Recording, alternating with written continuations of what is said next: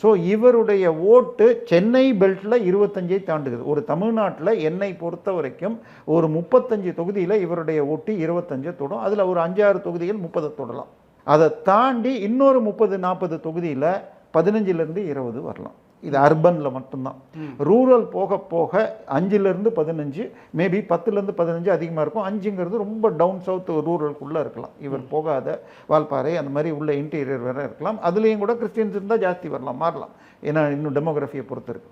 So இது எல்லாம் வச்சு பார்க்குறப்ப விஜய், அதாவது 4 முனை போட்டியில் சீமான் 5லேருந்து 10% வச்சுட்டிங்கன்னா மீதி 3 பேர் 90% சுயேட்சைகள் எடுக்கிறதையும் வச்சுக்கோங்க. அதாவது ஸோ 90% ஈக்குவலாக 30-30-30ன்னு பிரிப்பாங்களா, 35-30-25ன்னு பிரிப்பாங்களா? கொங்கு பெல்ட்டில் 35 அதிமுகவும் சென்னை பெல்ட்டில் 35 திமுகவும் எடுக்குது. ஸோ 30 2வது 3வது இடத்துல யார் மாறினாலும் அதில் வெற்றி கிடைக்காது. சென்னையில் விஜய் 30 வந்து திமுக அதிமுக 25க்கு போனாலும் திமுகவுடைய வெற்றி பாதிக்காது, கொங்குல மாறாது. இப்போ டெல்டாவை பொறுத்த வரைக்கும் பிரிவு சீமானும் 15 எடுக்கிறாரு, இவரும் 20 எடுக்கிறார், விஜயும் எடுக்கிறார். இவருக்கு சவுத்தில் ரொம்ப கம்மியாக இருக்குது.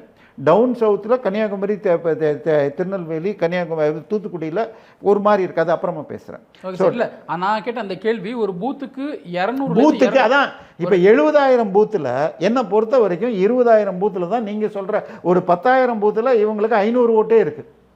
ஆமாம், ஒரு 10,000 பூத்தில் 200லேருந்து 300 இருக்குது. மீதி 50,000 பூத்தில் 50லேருந்து 200 தான் இருக்குது. அப்படி ஆவரேஜ் பண்ண முடியாது. அதுக்கு தாவேக தரப்புல என்ன சொல்றாங்க அப்படின்னா, இங்க கிளம்பாக்கத்தில் முதல் நாள் நடந்த அந்த கூட்ட நெரிசலோ இல்லை போராட்டமோ அங்க இருக்கக்கூடிய வாகனங்கள் நிறுத்தி வச்ச விஷயங்களோ இதுக்கு முன்னாடி அரசியலில் பார்க்கல. இது இப்படி ஒருத்தவங்க பைக் அப்படி நிறுத்திட்டு இல்லை அப்படி பைக் அப்படி போட்டுட்டு வெளில வந்து போராட்டம் பண்ணி திமுகவுக்கும் அதிமுகவுக்கும் ஓட்டு போட்ட வரலாறு இருக்கா அப்படின்னு கேட்குறாங்க. கிளாம்பாக்கத்தில் ஒரு பொங்கலுக்கும் தீபாவளிக்கும் 10 லட்சம் பேர் போயிட்டு திருப்பி வருவாங்க. நான் முடிக்கிறேன். ஆச்சா, இந்த எலெக்ஷனுக்கு 9 லட்சம் பேர் போனாங்க. பஸ்ஸு கிடைக்காம ரொம்ப லேட்டாக போய் மாட்டினவர்கள் ஒரு 1 லட்சம் பேர், அவ்வளோதான். ஆனால் அவங்களுடைய விசிகாவுடைய இன்ஸ்டா பிரபலத்தில் அது ரொம்ப ஜாஸ்தியாச்சே தவிர இது 1 லட்சத்துக்கும் கீழானவர்கள். நான் சொல்கிறது கிளாம்பாக்கத்துலேருந்து சேலம், கோயம்புத்தூர், மதுரை அங்கேருந்து இங்கே வர வேண்டியவங்க சேர்த்து இப்போ பஸ்ஸுனால் ஓட்டு போட முடியாதவங்கன்னு போனது 1 லட்சத்துக்கும் கீழே.